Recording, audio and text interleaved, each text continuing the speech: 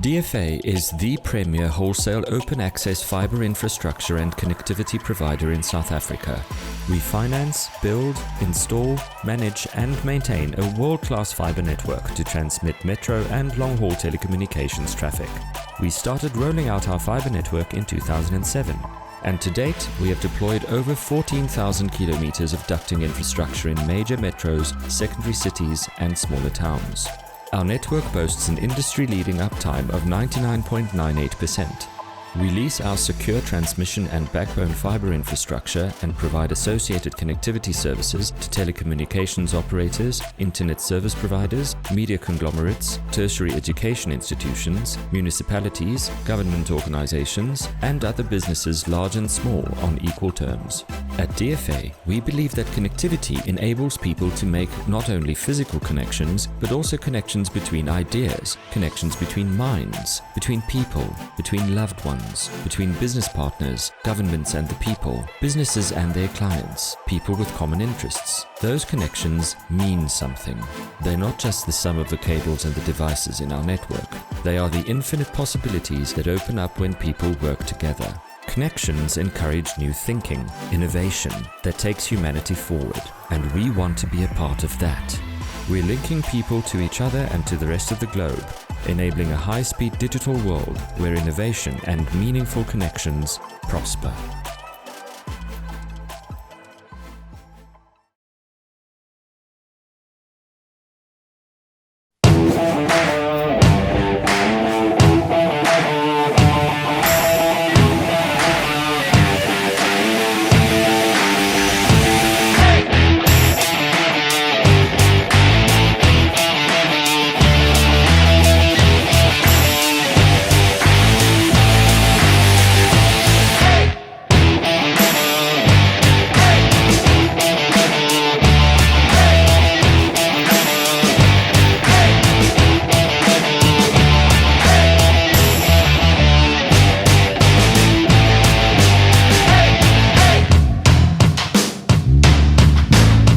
Ladies and gentlemen, welcome to the Connect Conference 2021 Day 4, brought to you by Huawei.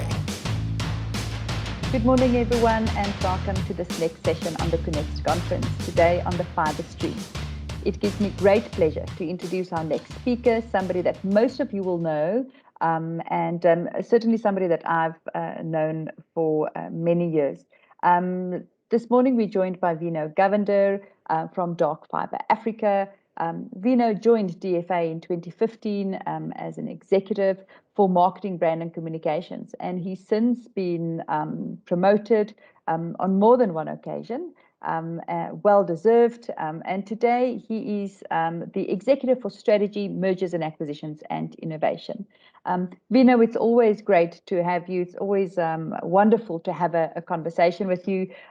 We've certainly had a lot of conversations over the years where we've explored topics and just brainstormed and just spoken about certain things that we feel pertains to the sector. And I always find it refreshing, your inputs and the way that you view the sector. And thank you today for bringing that thought leadership to this event and joining us. And before I hand over to you, also thank you to DFA for being behind this event and helping us make this event a reality. Thanks, Benito. Pleasure to chat to you today. So this morning we're going to have a conversation about a topic that's really close to my heart. I speak a lot on it on platforms. I engage with government on it. The Digital Council as an industry association is very opinionated about this, and I've got very strong feelings about it. And I know that the same can be said.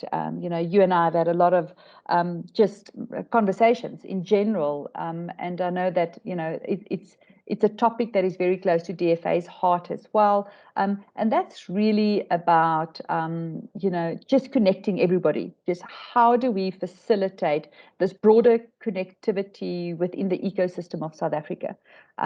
We've got this hashtag leave no one behind, initiative that we always drive and that we try and promote.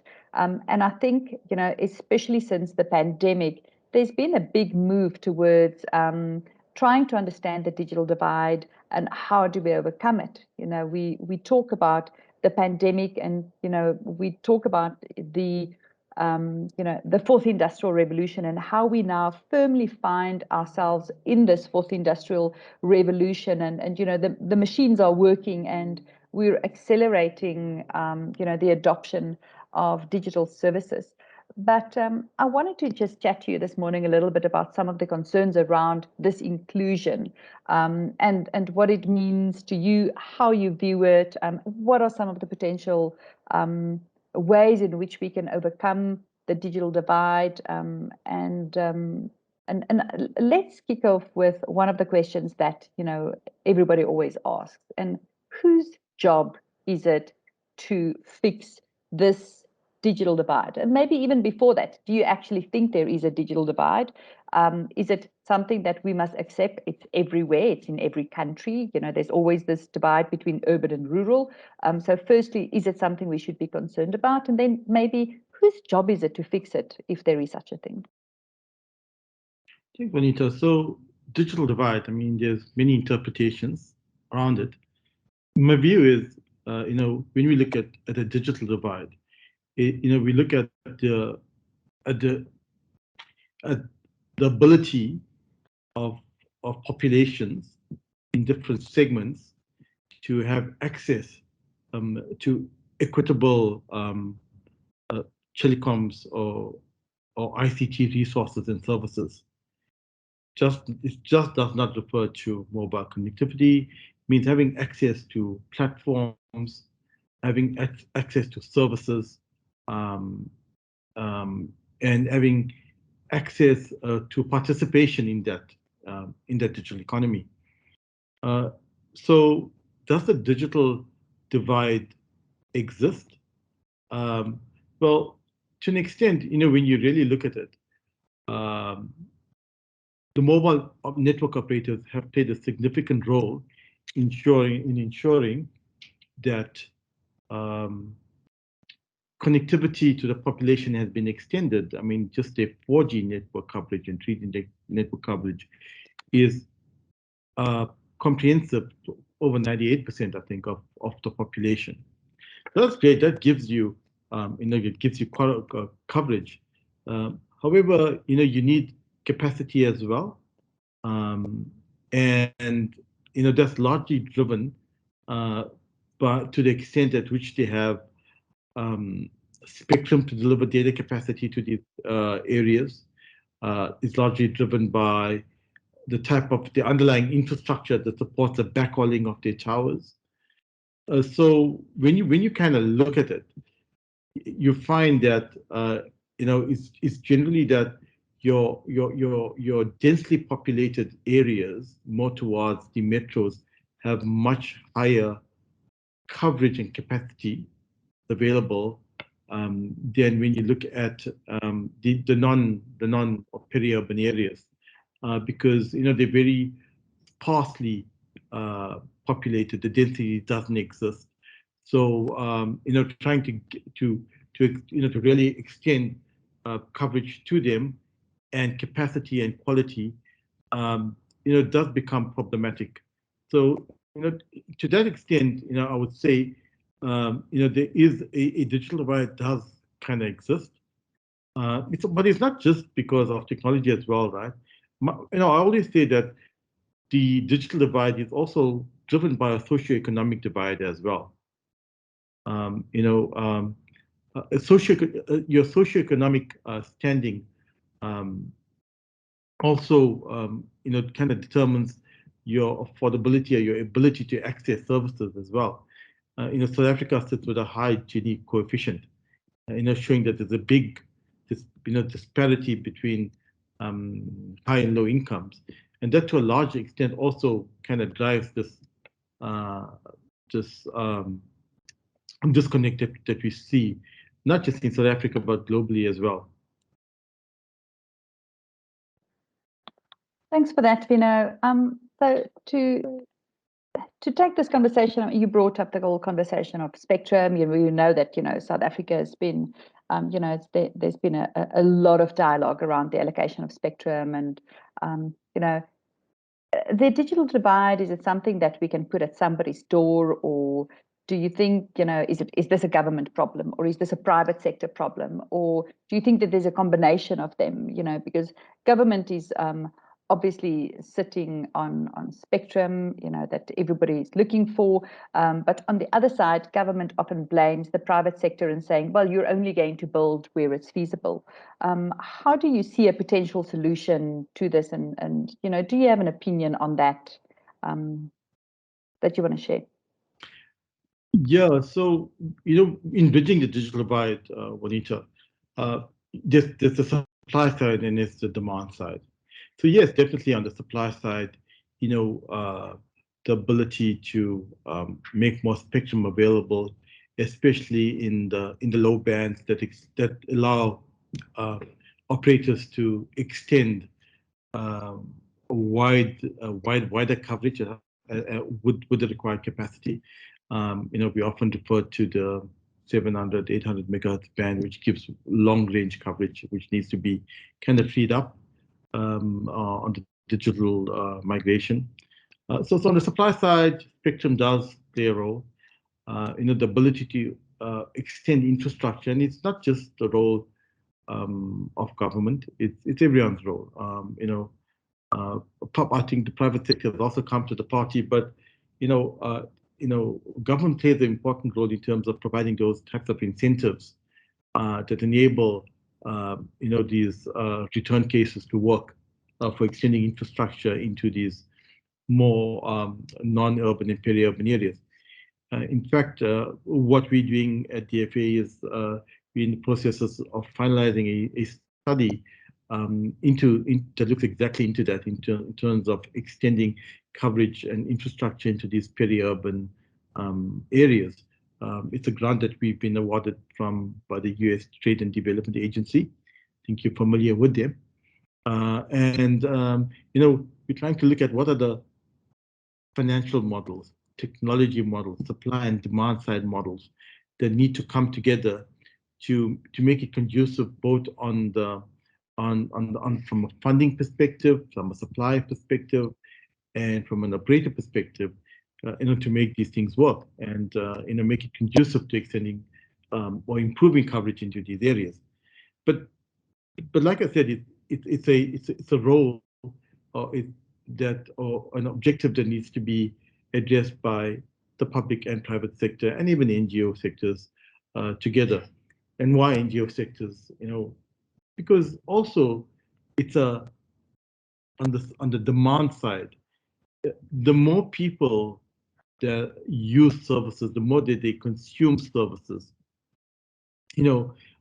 consumption goes up, and economies of scale goes up from the guys that invest in the infrastructure because of higher levels of utilization. Return profiles do better, and provide more palatable business cases for the extension of infrastructure into these areas.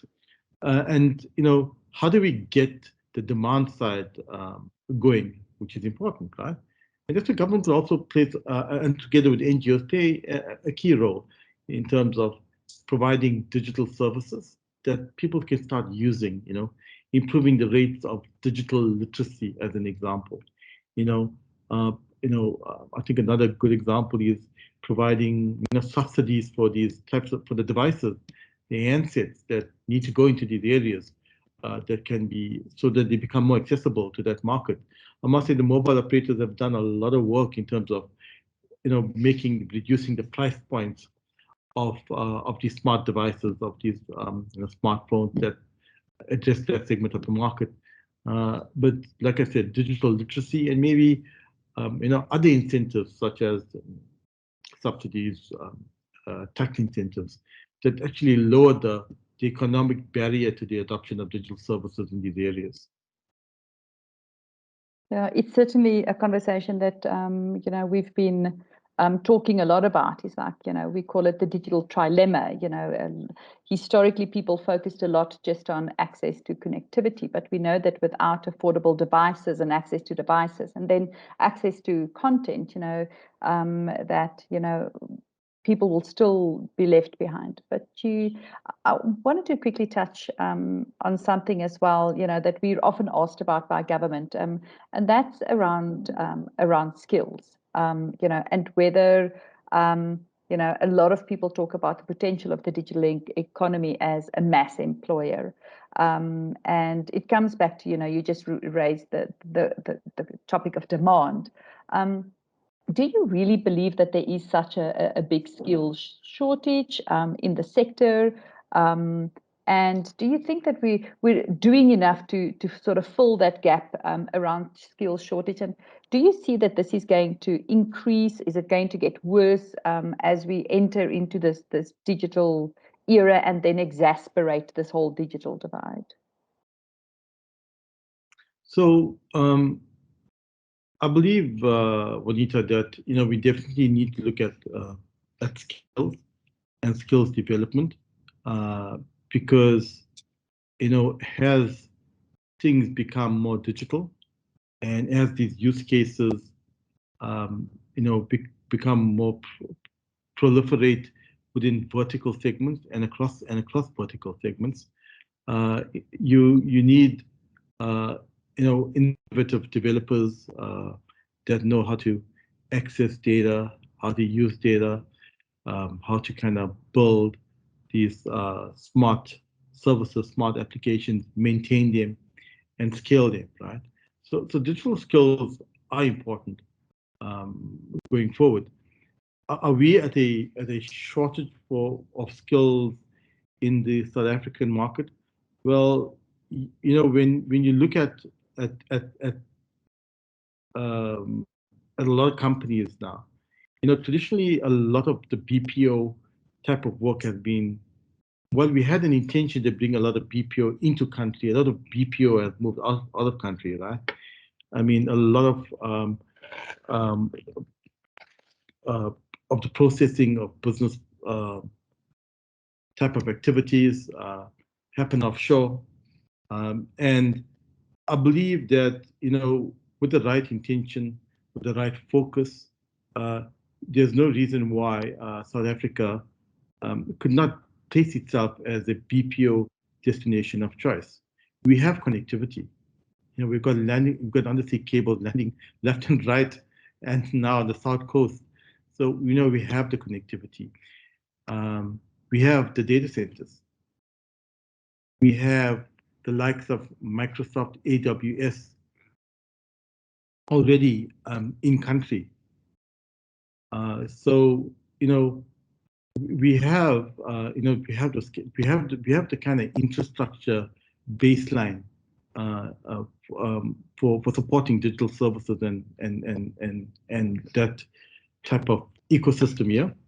But to your point, we need to focus on like finding what are those opportunities, landing those opportunities, understanding what's the skill pipeline, and building the skills and talent pipeline, so that we take advantage of that of the digital opportunity and maximize inclusion on it. So that's the one thing. But something else to think about, Juanita, is we always, when we talk about the digital economy, we always think about the digital type of skills, right? But when you start looking at, and I've been chatting to some of the guys that play in digital services in other sectors, such as agriculture, as an example. So when you start deploying smart agriculture, and when you get that right, and then you start improving your yield, and you start improving your cost of production, all of a sudden, what you find is that when your yield starts increasing at much more efficient input costs, you improve your competitiveness from an export perspective, and that has a spillover effect in other areas of jobs that may not be digital, but it supports job creation, because what we want to do is, from a country perspective, is drive employment, full employment, and drive job creation. So digital also has this spin-off in a non-digital manner, because when you digitize or apply digital technologies to a vertical and you make them more globally competitive, the other subsectors supporting that vertical also have the capacity for employment. It makes sense. Absolutely, 100%. And I just want to sort of stick to a little bit of this topic about job creation. A lot of people are saying that, the digital economy, on the one hand, has got the potential to create all of these jobs, but on the other hand, they say that it's got the potential for great job losses through automation, machine learning, and everything else, that technology will enable. Do you have a specific feeling about that? Do you know, what do you think? Do you think that, it's going to be a net creator of job, or do you think that we should ready ourselves for this bloodbath of jobs, so to speak? So, I recently read an article on how digitization in a telco environment has kind of, because once you kind of automate and digitize processes in that operator, it does make certain areas, basic admin kind of stuff obsolete, because you're processing, right? And fair enough, yeah, you're going to create a capacity or opportunities for people to be redeployed within the business. But the reality is, like, not everyone would be retained within that environment. But having said that, it does not mean that people do not have, cannot take that opportunity to repurpose themselves in other parts of that value chain, whether it's within an operator or because a digital or a telco value chain is made up of a number of parts, right? You're moving from device to the connectivity, to the application and platform, to the systems integration, and go-to-market sales. So what digital will do, however, what we know it will do, is that it will transform the value chain. So what's important, and even for myself as well, is to look at how the industry, how the value chain is being transformed, and where I can look at how my skills become more relevant to this new transformed value chain. And I think it's something that we all need to do, not just in the telco industry, in every industry. When you start looking at manufacturing as an example, right? Nothing's that different.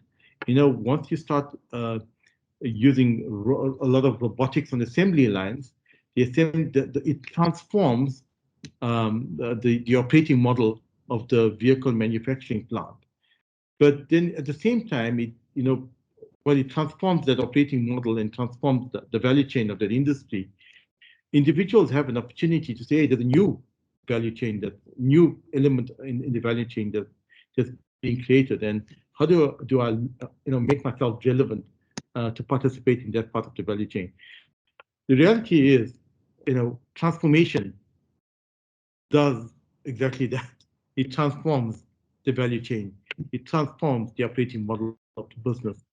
And as individuals, we always need to have a view of what the transformation roadmap looks like, what does that end state looks like, and how I position myself to be more relevant in the value chain. I think that's such a valuable conversation, and that, I don't think that people are doing enough. I think that very often we just focus on our jobs, and, and people work hard. So there's very little time left for people to reinvent themselves, to upskill and reskill. But sectors really need to put in that effort. Sectors and need to apply themselves within their verticals to make sure.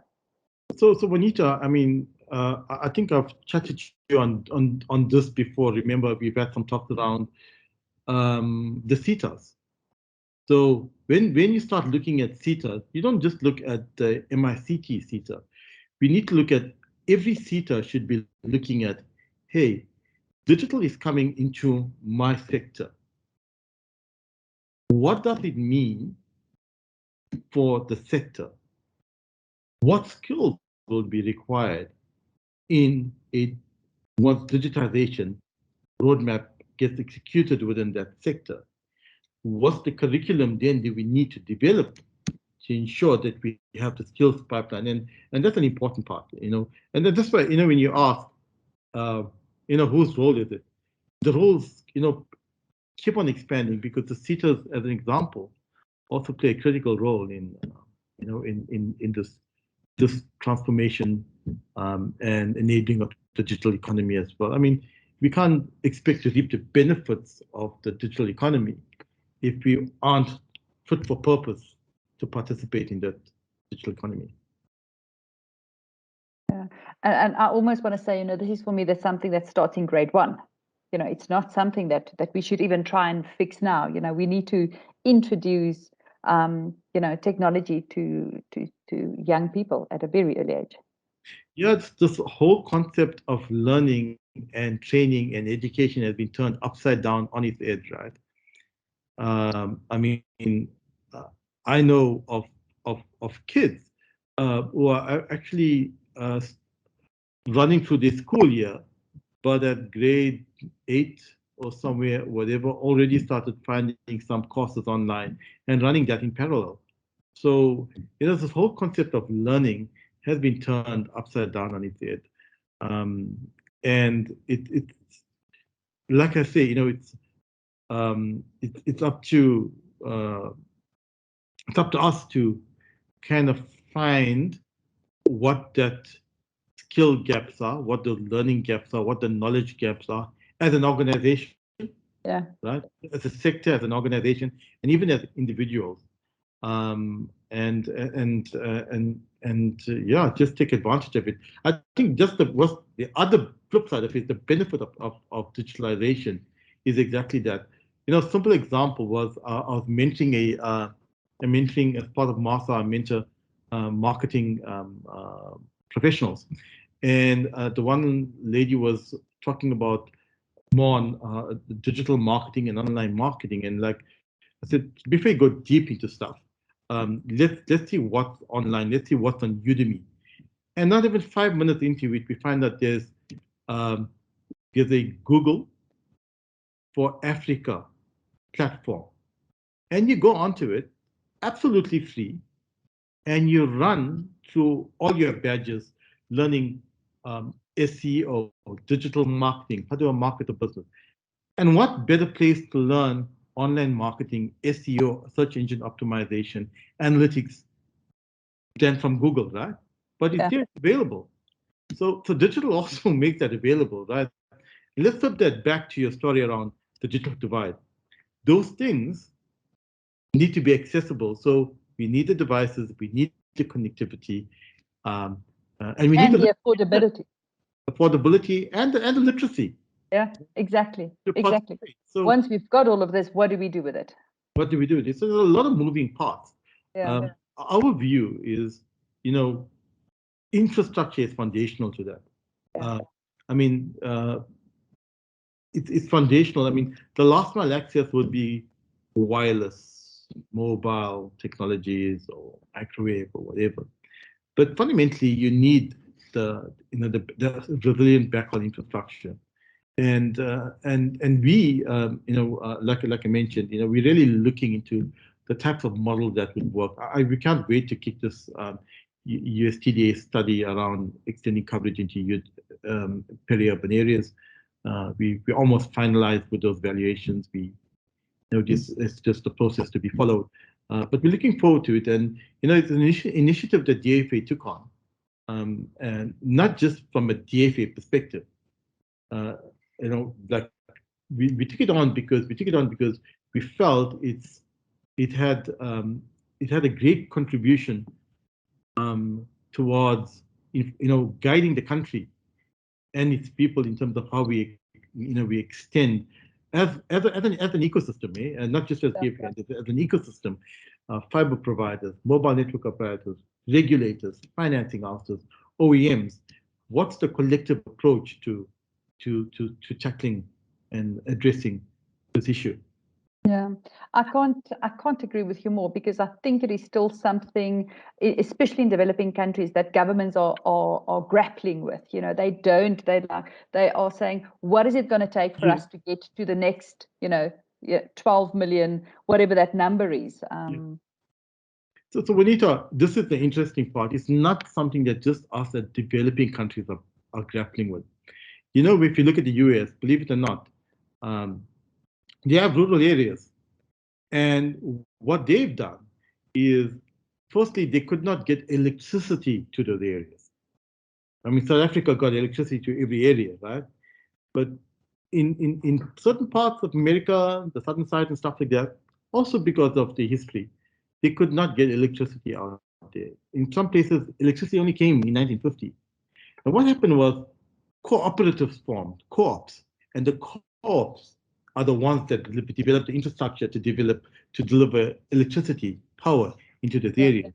Up now, what's happening is these co-ops are the ones who first delivered electricity are not getting together and saying, we'll fund or we'll drive an initiative as a cooperative to take fiber infrastructure into these areas, right?